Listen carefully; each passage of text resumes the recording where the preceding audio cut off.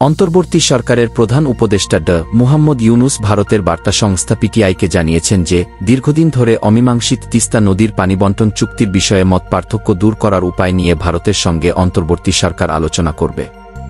দীর্ঘদিন ধরে বিষয়টি অমীমাংসিত অবস্থায় রয়েছে, যা কোনো দেশকেই উপকৃত করছে না। নোবেলজয়ী অধ্যাপক ড ইউনুস ঢাকায় তার সরকারি বাসভবনে পিটিআইকে দেওয়া এক সাক্ষাৎকারে বলেছেন, আন্তর্জাতিক আইন অনুযায়ী দুই দেশের মধ্যে পানি বণ্টনের বিষয়টি অবশ্যই সমাধান হওয়া উচিত। তিনি উল্লেখ করেছেন যে বাংলাদেশের মতো নিম্নাঞ্চলের দেশগুলোর পানির ন্যায্য অংশ পাওয়ার নির্দিষ্ট অধিকার রয়েছে। পিটিআই নিউজের ওয়েবসাইটে গত শুক্রবার ৬ সেপ্টেম্বর সাক্ষাৎকারটি প্রকাশিত হয়েছে। পানিবণ্টন বিষয়ে কোনো কার্যকর সমাধান না আসায় সমস্যাটি এখনও ঝুলে আছে। আমি যদি জানতে পারতাম কতটুকু পানি পাওয়ার অধিকার আমাদের রয়েছে, তাহলে তা সঠিকভাবে ব্যবহার করা সম্ভব হতো। এমনকি যদি প্রাপ্ত পানির পরিমাণে আমি সন্তুষ্ট না হই, তবুও এর সমাধান হওয়া আবশ্যক, বলেছেন তিনি। তিস্তা নদীর পানিবণ্টন চুক্তি সমাধানে অন্তর্বর্তী সরকার ভারতকে দ্রুত কোনো চাপ দেবে কিনা এমন প্রশ্নের জবাবে ড ইউনুস বলেন, নতুন সরকার বিষয়টি নিয়ে আলোচনা করবে।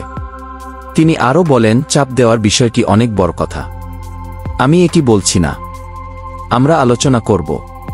তবে আমাদের একসঙ্গে বসে এই সমস্যার সমাধান করতে হবে। 2011 সালে ঢাকায় ভারতের তৎকালীন প্রধানমন্ত্রী মনমোহন সিংয়ের সময়ে তিস্তার পানিবণ্টন চুক্তি প্রায় চূড়ান্ত হয়েছিল। কিন্তু পশ্চিমবঙ্গের মুখ্যমন্ত্রী মমতা বন্দ্যোপাধ্যায় এই চুক্তিতে সম্মতি দিতে অস্বীকৃতি জানান, কারণ তিনি দাবি করেছিলেন যে তার রাজ্যে পানির সংকট রয়েছে। সাক্ষাৎকারে ড ইউনুস বলেন, এটি নতুন কোনো বিষয় নয়, বরং অনেক পুরনো।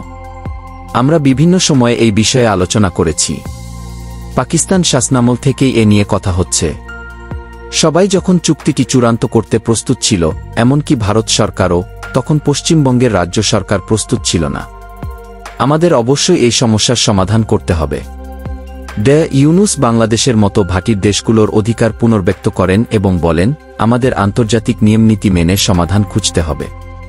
ভাটির দেশগুলোর কিছু নির্দিষ্ট অধিকার রয়েছে এবং আমরা সেই অধিকারগুলো চাই।